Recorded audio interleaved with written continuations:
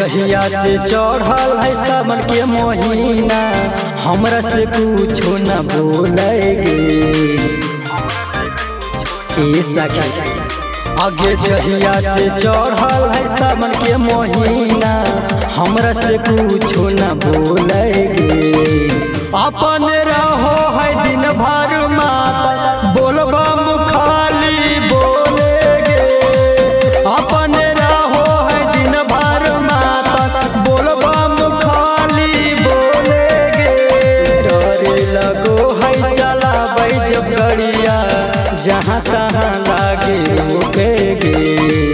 अपन रहो है दिन भर माता बोलबा मुखाली बोलेगे। अपन रहो है दिन भर माता बोलबा मुखाली बोलेगे।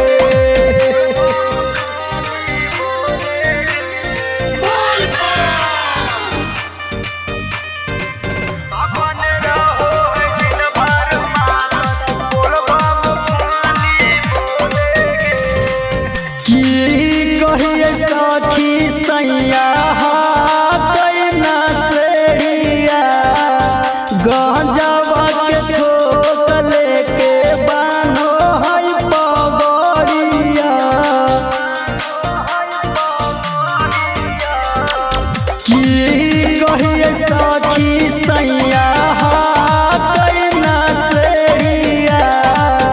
गंजावा के ठोक लेके बान्हो है पगड़िया। साथी संगेती में पी के पटैलै रहिया में सब कुछ भूलैलै। अपन रहो है दिन भर माता बोलबा मुखाली बोलेगे।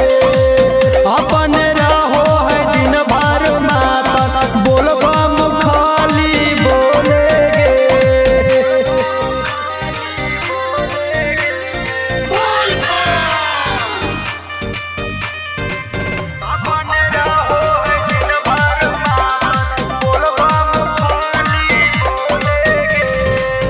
तू ही कर भोला बाबा पूछाऊ पाई।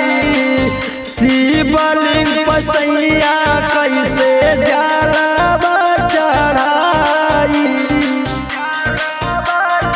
बाबा हम तू ही कर भोला बाबा पूछाऊ पाई।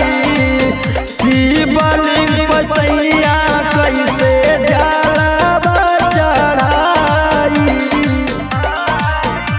सुधार लाल प्यारे कहाँ भूलैलै अभी नहीं जब घर पर पहुँचलेगे।